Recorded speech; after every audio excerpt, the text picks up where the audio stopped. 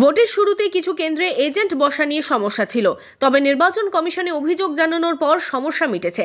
পঞ্চায়েতে ভোট দিতে না পারলেও এবার লোকসভায় মানুষ ভোটে অংশ নিচ্ছেন।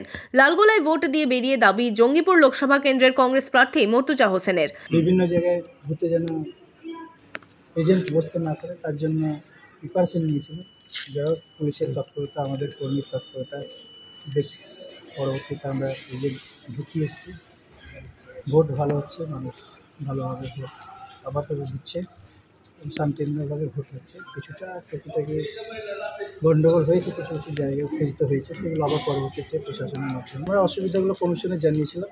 কমিশনের পক্ষ থেকে প্রশাসন সেই জায়গাতেই পৌঁছেছে। মঙ্গলবার সকাল থেকে বিভিন্ন কেন্দ্রে ঘোরার পর দুপুরে লালগোলার রহমাতুল্লাহ হাই মাদ্রাসায় গিয়ে ভোট দেন মর্তুজা হোসেন। ভোট দিয়ে বেরিয়ে কি জানালেন তিনি?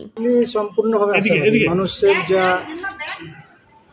সারা পেয়েছিলাম বিগত দিনে আমি প্রচারে গিয়ে, তবে আজকে এই ভোট হওয়ার জন্য 100% আশাবাদী।